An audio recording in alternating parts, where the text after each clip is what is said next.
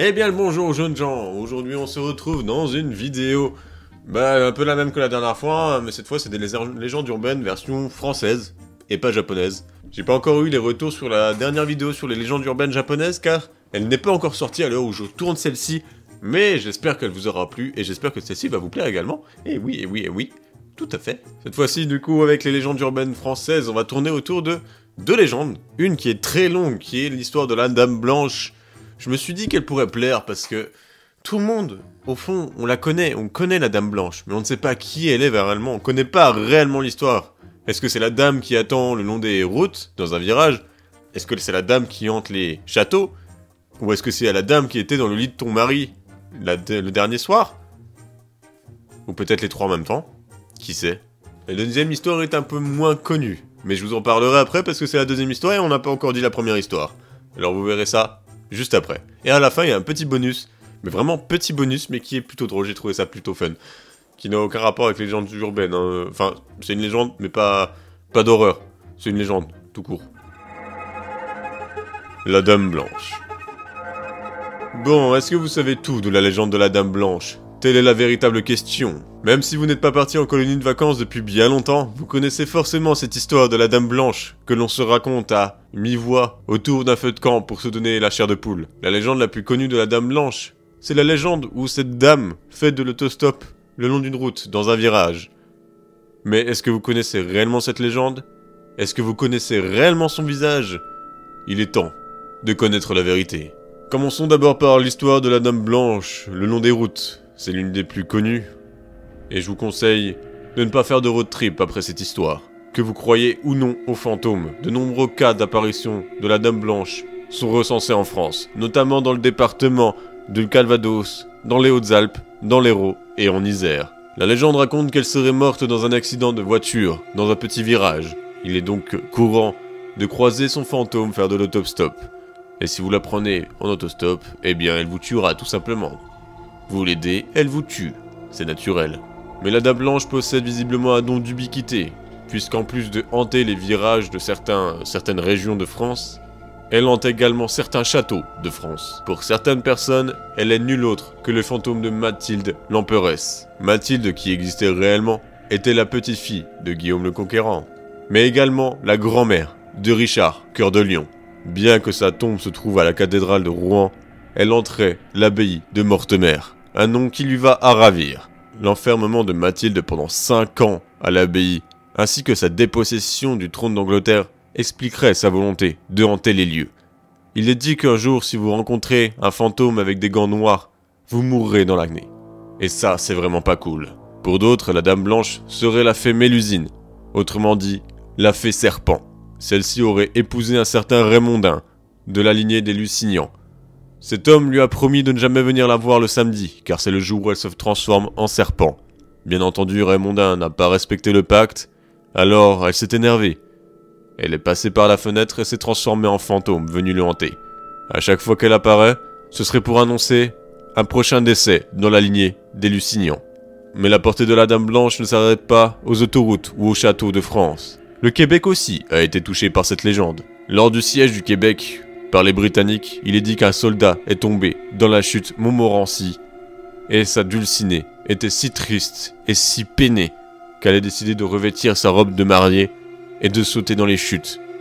Elle est donc revenue hanter les chutes et on dit que parfois l'écume prend la forme de la mariée. À Tonneville en Normandie, on dit que la Dame Blanche est un être maléfique et sadique. Blanche de Percy, ancienne noble à la beauté rare, prendrait un malin plaisir à égarer les voyageurs et à les faire se noyer dans les temps de Percy.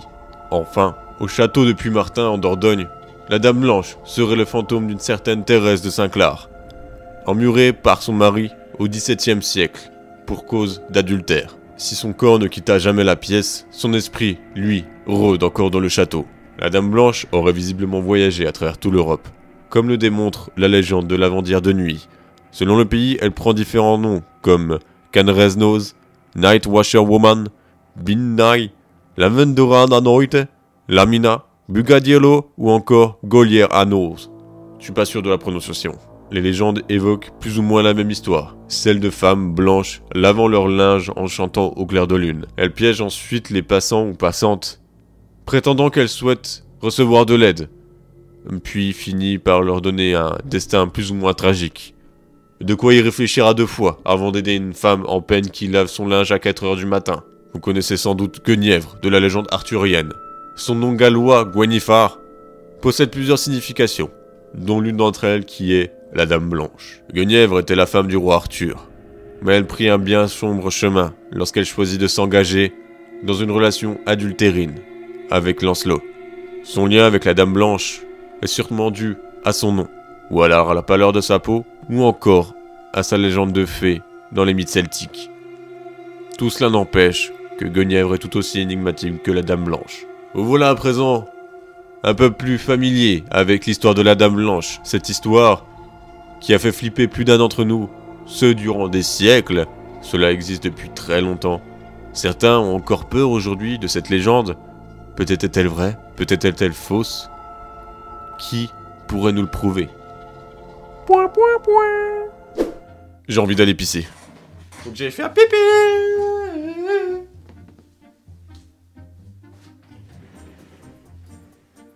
Bon, pendant que mon vrai moi fait un petit tour aux latrines, j'en profite pour vous inviter à vous abonner à la chaîne, à cliquer sur la petite cloche, à laisser un pouce bleu si vous avez aimé. N'hésitez pas à laisser un commentaire, dire ce que vous avez pensé, tel que ceci. N'hésitez pas aussi à venir vous abonner à mon Insta où je pose pas mal de stories plutôt funny, comme on dit. C'était pas très drôle dit comme ça. Et je poste également beaucoup de photos car ma passion c'est aussi la photographie. Voilà. Maintenant faites attention, un screamer va arriver dans 3, 2, 1... Non, je déconne, je suis pas cruel à ce point non plus. Oh bah dis donc, ça fait du bien. Allez hop. La petite couverture. Très importante. Hop. Oh, j'ai oublié de fermer la porte. Jean l'Écorcheur. C'est le spectre qui a hanté plusieurs souverains de France. Et pourtant, son histoire reste autant mystérieuse que méconnue. En 1564, la reine de Médicis fait construire un nouveau palais, cela fermant la cour du Louvre, à l'emplacement exact d'une fabrique de tuiles et d'un abattoir. Mais le boucher, qui répond au nom de Jean l'Écorcheur, refuse de quitter son abattoir. La reine décida de le faire éliminer par un chevalier nommé Neuville. Et c'est pas Neuville nom du bas. Ce dernier raconta qu'au moment de mourir, Jean l'Écorcheur lui lança « Soyez maudits, toi et tes maîtres, je reviendrai !» Et se serait transformé en fantôme couvert de sang, qui le poursuit depuis. Mais ce n'est pas le seul, puisque la reine elle-même ainsi que son astrologue, Cosme Lugueri, disent également l'avoir aperçu. Le spectre rouge leur aurait même prédit que Catherine de Médicis allait mourir près de Saint-Germain. Elle décida donc de quitter son palais, afin de s'éloigner de Saint-Germain-l'Auxerrois ainsi de Saint-Germain-en-Laye, et de tous les Saint-Germain possibles en France. Cela ne suffira malheureusement pas, puisqu'au moment de mourir à Blois, elle se verra donner l'extrême onction par un certain Julien Saint-Germain. L'homme rouge avait vu vrai. De plus, il apparut à 2 autres personnalités, Marie-Antoinette ainsi que Napoléon Ier. Le fantôme se calme un moment, puis réapparaît, en pleine révolution, lorsque nous avons exilé la famille royale aux Tuileries. Une nuit de 1792, Marie-Antoinette sentit une nuée rouge l'envahir. Puis la silhouette d'un homme s'y profilait. Un cri, et sa servante la trouva toute blême. L'Écorcheur ne s'était pas trompé. La famille royale va mourir. Madame Campan, sa dame de compagnie, pensa à quelque chose qui s'est passé récemment. Le citoyen Jean le Rouge, qui planta le cœur d'un veau au bout d'une pique, avec la pancarte « Cœur d'aristocrate ». Napoléon le Corse vit le petit homme rouge pour la première fois en Égypte, la veille de la bataille des pyramides en 1798. Alors qu'il passe près d'une pyramide, un homme vêtu de rouge fit signe à Napoléon d'approcher. Il n'hésita pas et entra dans la pyramide. Après 1 heure, il en ressort, sourire aux lèvres, puis dit « Vous savez quoi ?» Il a su établir un plan de bataille incroyable, et le lendemain, il gagnit la bataille. Mais qui se cache donc derrière cet homme en rouge?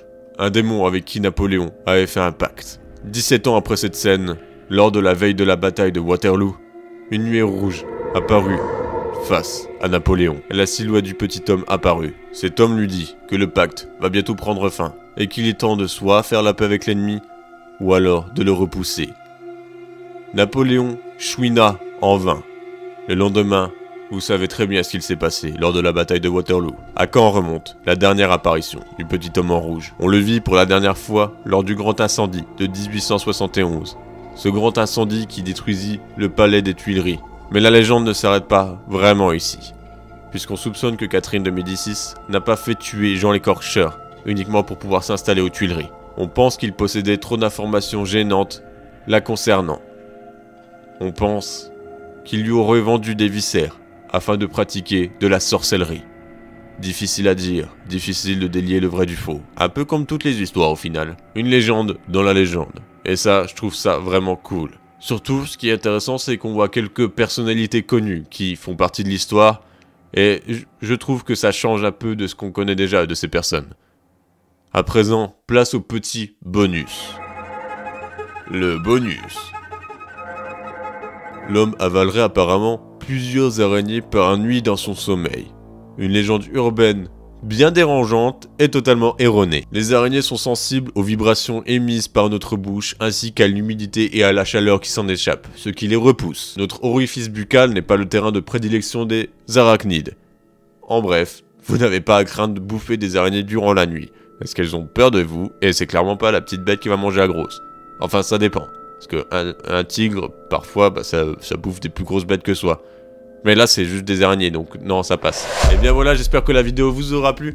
J'ai une légende plutôt... Enfin, la légende de la Dame Blanche est plutôt connue, mais c'est vrai qu'en fait, elle est connue, mais on connaît rien de cette légende. Et je trouvais que c'était plutôt pas mal de voir qu'en fait, il y a tellement connue qu'il y a plein d'histoires différentes et aucune n'est probablement vraie. Enfin, en tout cas, à mes yeux, rien n'est vrai.